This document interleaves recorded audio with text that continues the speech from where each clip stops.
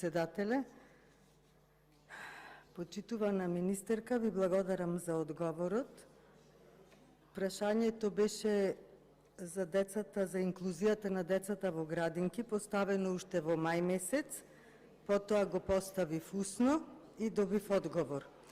Од вашиот одговор во врска со инклузијата на децата во градинките, од самиот одговор и вие тврдите дека во секоја градинка нема дефектолог, односно во Битола има само еден логопед и психолог.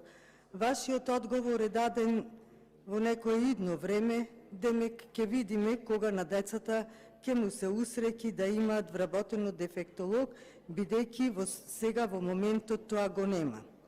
Во врска со инклузијата пишувате дека при прием на деца се дава приоритет на детето со попреченост, за кое има доставено наод и мислење од службата за функционална проценка. Сега ќе ви прочитам едно барање кое што е доставено до вас од родителите на деца со атипичен развој, кои реагираат заради ненавремено работење на Комисијата за функционална проценка. Цитирам: откако е формирана оваа комисија, целиот процес на категоризација и рекатегоризација на децата со попреченост оди многу бавно, дури и пребавно, така што многу деца се оставени без своите права кои им се загарантирани со закон. Родителите се загрижени бидејќи ги губат основните права за своите деца со тоа што децата чекаат за категоризација и рекатегоризација со месеци.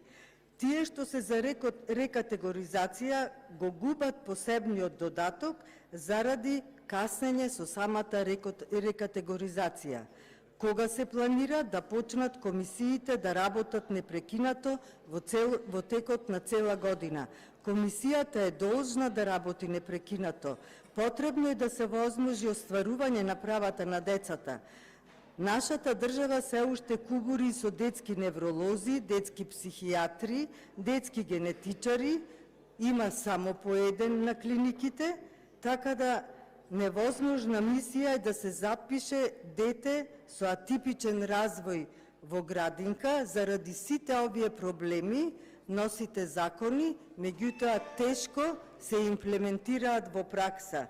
Така што инклузијата на Мила Царовска стана илузија, а концепцијата на Мила Царовска тотално промашување. Ви благодарам.